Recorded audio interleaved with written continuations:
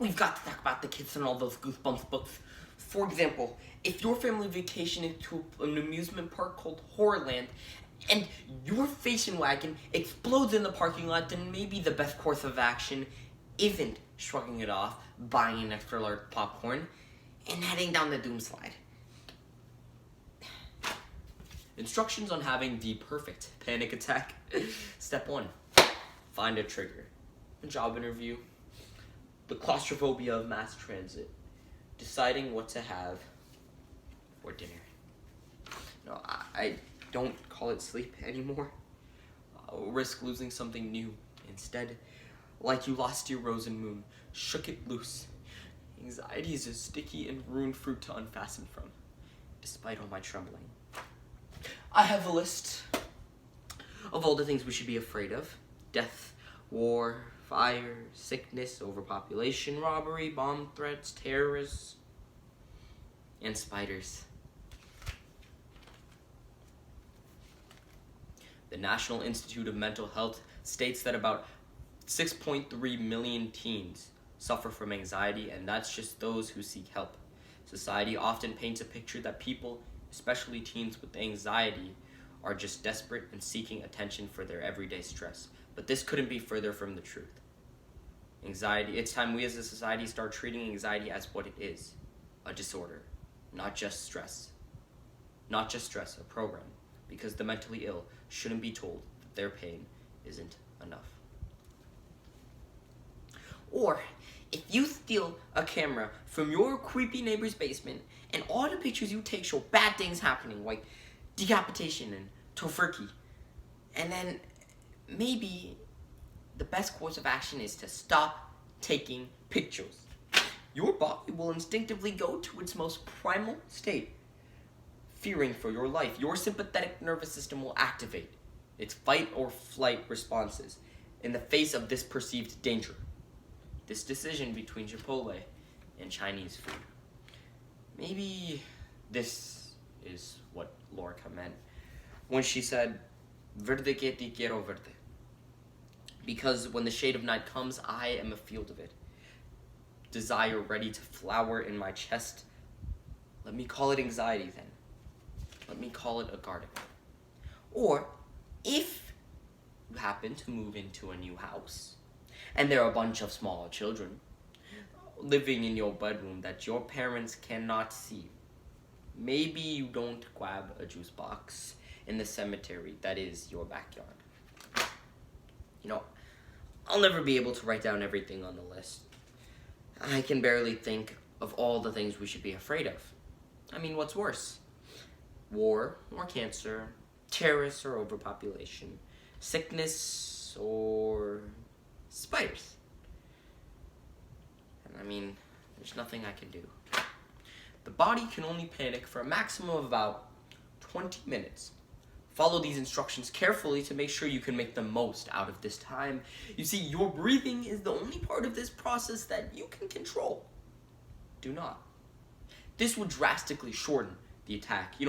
Focus on the constricting of your rib cage, on the drum major heart conducting this frantic march. My mind is dark.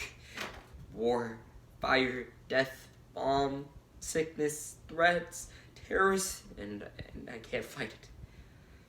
There's so many dangers, and things are so much worse than I thought. Or, when I tell you about the ghosts that live inside my body, when I tell you that trauma is a steep slide that you cannot see the bottom of, when I tell you that my anxiety in a camera that shows everyone I love as bones, I tell you that I have a cemetery in my backyard, and in my front yard, and in my bedroom. Body is simple. You see, you may lose control of your extremities, but the caveman in your limbs will tense every muscle to flee his predator. By now, you should be in an absolute full panic. Hyperventilation cutting off all the circulation to your brain. Bewildered in its low green glow, belling the meadow between midnight and morning. Insomnia is like spring, that way surprising and many-petaled, the leap and kick of gold grasshoppers at my brow, worry ready to flower through my chest. What if a war starts? What if all that violence and crime and pollution and fire and death, when I tell you that panic is a stubborn phantom, she will grab onto me and not let go for months, ever letting me feel like I have from the sickness of the children and from Horland and everything when it comes together. And I just feel like I can't control it anymore. You might feel faint. You might become certain of your own death. But don't. Don't. Call your friends. Don't call your mother. Don't call your father. Don't call your sister. Don't call your brother. Don't call your psychiatrist. See, the presence of another person may drastically shorten the attack. This is the part of the story when everyone is telling you to run. To love me is to love a haunted house. It might be fun to visit every once in a while, but in the end, nobody wants to live there. Let me call my anxiety desire, then. Let me call it a full-fledged garden. I feel as if I am another knight wandering this field. And through this night, I will always feel the need to yield to anything that is out of my control. Just because I don't control it doesn't mean that it doesn't hurt me. And when you say, tell me about the bad days, it sounds to me like all the neighborhood kids daring each other to ring the doorbell. And you love me like the family walking through Horland holding hands. You aren't stupid, or you aren't careless, or you're not brave. You've just never seen what I have close up. Resist the temptation to fumble your hand through the desk drawer for the medication you have been prescribed for this exact moment. Now that would be a major mistake. Instead, locate the toolkit which your grandfather gave you 3 years ago when he told you, I'm giving you this so you can fix anything. Place it on the desk, open it up.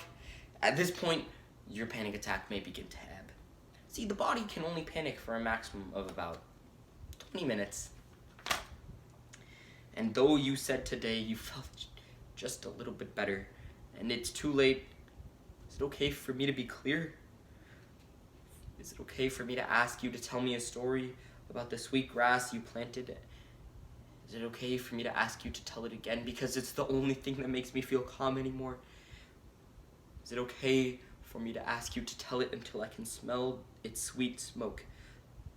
Until I can leave this thrashed field and be smooth? No. At this point, your love will not heal me. Love will not scrape my blood from the baseboards, but it will turn the lights on. It will bring back basil from the farmer's market, and it will plant it in every windowsill. When you say to the ghost, if you are staying, then you better make room. That love is like the first chapter of a ghost story, like the gentle hand reaching out of a grave to tell the person that it loves the most, that it can do it. As your breathing slowly steadies, find a bottle of water to hydrate. Return the toolkit to the desk drawer. Distract yourself with a walk or a TV show. Your body will assume you survived another day until the next trigger. See, at which point you will repeat the process. But do remember, you're not having a heart attack, and God forbid, you're not dying. The body can only panic for a maximum of about 20 minutes. And in that time, every piece of you, every basic primal piece of you, is screaming for you to survive. I can barely think of all the things that we should be afraid of. I mean, what's worse? War or cancer, terrorists or overpopulation, sickness or spiders. There's nothing I can do to control it.